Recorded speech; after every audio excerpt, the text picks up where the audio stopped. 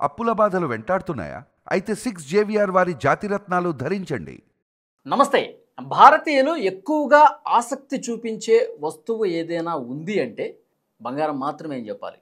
ప్రతి భారతీయుడు, ప్రతి భారతీయ కుటుంబం ఏ శుభకార్యానికైనా బంగారం కొనాల్సిందే. అందుకే బంగారం రేట్లు పెరుగుతూనే ఉంటాయి కానీ పెద్దగా తగ్గినట్టు ఎక్కడ మనకు కనిపించదు. అంటే ప్రతి సంవత్సరం ఎంతో కొంత పెరుగుదల కనిపిస్తూనే ఉంటుంది. డెఫినెట్‌గా బంగారం మీద పెట్టుబడులు పెట్టడం మీద ఆసక్తి చూపిస్తారు. అలాగే శుభకార్యాలు కొంటా ఉంటారు కాబట్టే భారతీయ కుటుంబాల్లో ఇది చాలా ముఖ్యమైనటువంటి వస్తువుగా ప్రతి కుటుంబం చూస్తుంది కాబట్టే బంగారం ధరలనేవి పెరుగుతూ ఉంటాయి. హైదరాబాద్‌లో ఈరోజు బంగారం ధరలు ఏ విధంగా ఉన్నాయి? ఒక్కసారి మీకు వివరించే ప్రయత్నం చేస్తా. 24 క్యారెట్ల 1 గ్రామ్ బంగారం ధర హైదరాబాద్‌లో రూ. 10,097. అలాగే 22 క్యారెట్ల బంగారం ధర వచ్చేసరికి ఇవాళ రూ. 9,255గా ఉంది. అదేవిధంగా ఇక్కడ అంటే గతంతో పోల్చుకుంటే కొద్దిమేర తగ్గింది. అంటే నిన్నటితో పోల్చుకుంటే 100, 130, 125 ఇట్లాగే ఉంది. కానీ గత కొన్ని రోజులుగా దీన్ని కంపేర్ చేస్తే గనక పెరుగుతూనే ఉంది. నిన్న రూ. 100 తగ్గిందనుకోండి నిన్నటి ధరతో పోలిస్తే, ఒక నెలాగా చూస్తే ఇది 500, 600 పెరుగుంటది. సో డెఫినెట్‌గా ఇది పెరగటమే తప్ప బంగారం అనేది తగ్గే అవకాశాలు చాలా తక్కువ ఉంటాయి. అప్పటికప్పుడు తాత్కాలికంగా కొద్దిగా తగ్గినట్టు అనిపించినా గానీ, తగ్గేది 100లోనే ఉంటుంది కానీ, పెరిగేది మాత్రం ఇంకా హై రేంజ్‌లో ఉంటుందన్నమాట. సో డెఫినెట్‌గా అందుకే ఒక ఇన్వెస్ట్‌మెంట్‌గా చూస్తారు. బంగారం ఎప్పటికీ డిమాండ్ తగ్గనటువంటి వస్తువు కాబట్టే భారతీయ కుటుంబాలు డెఫినెట్‌గా బంగారం మీద ఇన్వెస్ట్ చేయటమే కాదు, ప్రతి శుభకార్యంలో బంగారం కొనటం మన సంప్రదాయం, ఆనవాయితీ. కాబట్టి అందుకే అంత డిమాండ్ ఉంది. సో ఇవాల్ట ఉన్నటువంటి రేట్స్ ఇవి. కానీ భవిష్యత్తులో ఇంకా పెరిగే అవకాశం ఉంది. 11,000కు ఎందుకంటే నిపుణులు ఇస్తున్నటువంటి సమాచారం ఏంటంటే 11,000కు చేరుకునే అవకాశం ఉంది. 24 క్యారెట్ల బంగారం ధర, 1 గ్రామ్ బంగారం ధర రూ. 11,000 కూడా చేరుకునే అవకాశం లేకపోలేదు అని పెద్ద ఎత్తున ఒక విశ్లేషణ కూడా ఉంది. సో నిపుణులు అదే చెప్తా ఉన్నారు.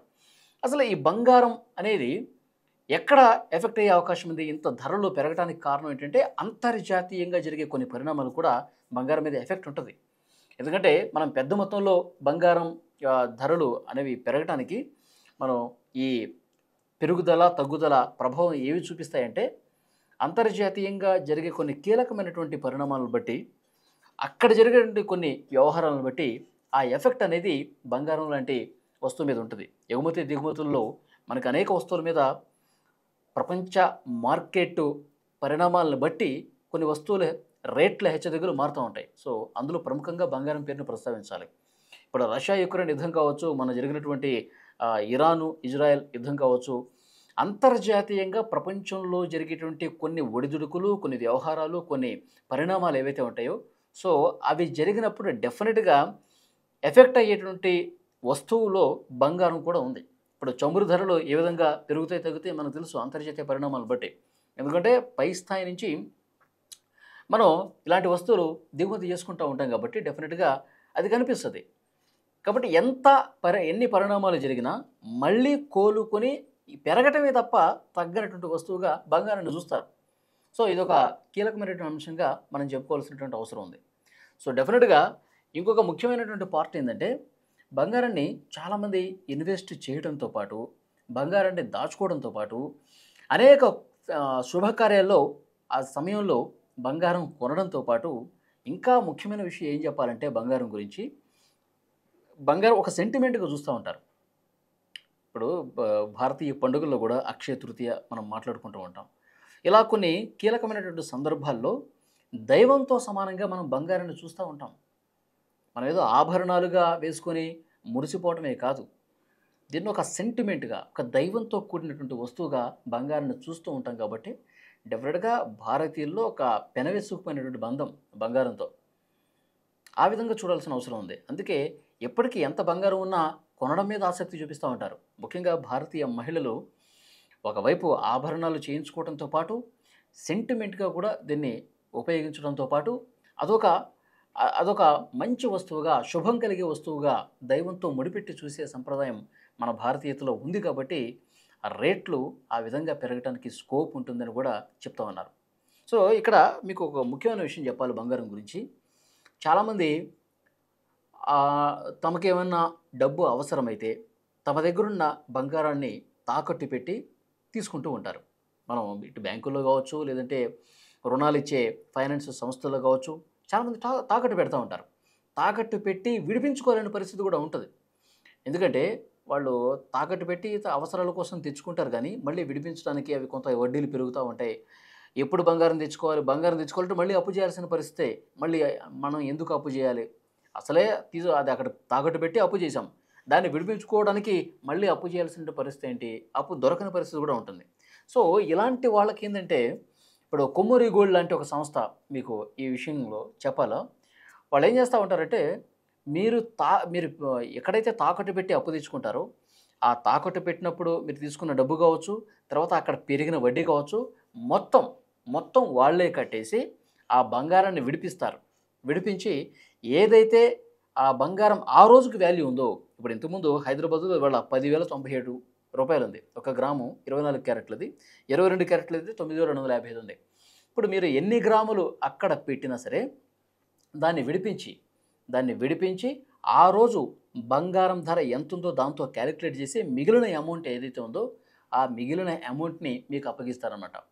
అంటే మీకు పూర్తిగా మైండ్ ఫ్రీ చేసేస్తారు. ఇంకా ఎన్ని వడ్డీలు కట్టాలి? పూర్తిగా అప్పు పెరిగిపోతుంది. అసలు మురిగిపోయే అవకాశం కూడా ఉంది. మన బంగారం ఇక వాళ్ళు స్వాధీనపరుచుకోవటమే అన్న పరిస్థితి నుంచి మిమ్మల్ని ఒడ్డున పడేస్తారు. అక్కడ వదిలేసి పూర్తిగా మీరు ఇక బంగారం మీద ఆశలు వదులుకోవటం కంటే ఇది బెటర్ కదా! ఆ బంగారాన్ని పూర్తిగా వాళ్ళేం చేస్తారు? విడిపించేస్తారు. వాళ్ళకి మీరు తీసుకున్నటువంటి అప్పు, దానికైన వడ్డీ మొత్తం కట్టేసి బంగారాన్ని విడిపించి వాళ్ళు తీసుకొని, ఆ రోజుకి వాల్యూ ఎంతుందో చూస్తారు. బంగారం రేట్లు పెరుగుతూనే ఉంటాయి కదండీ!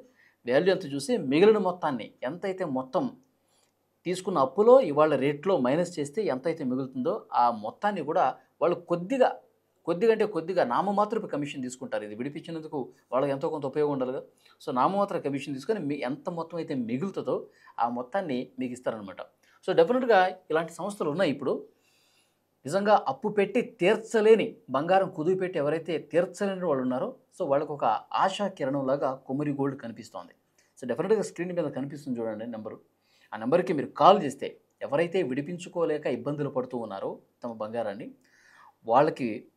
అలాంటి వాళ్ళు ఈ నెంబర్‌కి ఫోన్ చేస్తే గనుక డెఫినెట్‌గా మీకు సాయం చేస్తారు. ఇంకా మిగిలిన సొమ్ము ఏదైతే ఉందో, మీ సొమ్ము మీకు అప్పగించే పరిస్థితి ఉంటుంది. సో, డెఫినెట్‌గా అలాంటి వాళ్ళు ఎవరైనా ఉంటే ఇక్కడ ఈ నెంబర్‌కి కాల్ చేయండి. మీ సమస్యని పరిష్కారం తెలుసుకోండి. ఇంకొక ముఖ్యమైన విషయం ఏంటంటే, సో, బంగారం మీద పెట్టుబడులు పెరుగుతున్నాయండి. ఎందుకంటే ప్రపంచవ్యాప్తంగా జరిగిన పరిణామాలు చూస్తే, మన దేశంలో ముఖ్యంగా భారత్‌లో బంగారం మీద పెట్టుబడులు పెట్టే వాళ్ళ సంఖ్య భారీగా పెరుగుతుంది. చాలామంది ల్యాండ్స్‌లో పెడుతూ ఉంటారు. తర్వాత ముఖ్యంగా బంగారంలో పెడుతూ ఉంటారు. ఈ మధ్య కాలంలో ఈ రియల్ ఎస్టేట్‌లో కూడా కొన్ని ఒడిదుడుకులు ఏర్పడిన నేపథ్యంలో బంగారం మీద పెట్టుబడి పెట్టే వాళ్ళ సంఖ్య పెరుగుతోంది. ఇది గమనించుకోవాల్సినటువంటి విషయం. సో, డెఫినెట్‌గా ఎప్పటికీ వన్నె తరగని, ఇబ్బంది కలగని, ఎప్పటికీ లాభాలు తీసుకొచ్చేటటువంటి వస్తువుగా బంగారాన్ని మన భారతీయులు చూస్తూ ఉన్నారు. డెఫినెట్‌గా ఇది మరింత ఆశను కలిగించేటువంటి అంశంగా చెప్పాలి. సో, డెఫినెట్‌గా బంగారం కొనండి, బంగారం మీద పెట్టుబడి పెట్టండి. జీవితంలో ఒక గొప్ప మార్పును చూడండి. ఇంతకుముందు నేను చెప్పినట్టు కొమ్మూరి గోల్డ్ తాకట్లో ఉన్న బంగారాన్ని విడిపించే బాధ్యత చాలా వేగంగా ముందుకు బలంగా తీసుకుపోతుంది. సో, అలాంటి సంస్థలు మరిన్ని ఉంటే ఎవరైతే ఇబ్బందులు పడతా ఉన్నారో తాకట్టు పెట్టిన వాళ్ళకి ఒక హోప్ లాగా ఇలాంటి సంస్థలు కనిపిస్తూ ఉన్నాయి. నిజంగా అలాంటి సమస్య ఫేస్ చేస్తున్నట్టయితే ఇంతకుముందు నేను చెప్పినట్టు స్క్రీన్ మీద కనబడుతున్న నంబర్‌కి ఫోన్ చేయండి. సమస్యను పరిష్కరించుకోండి. Thank you very much.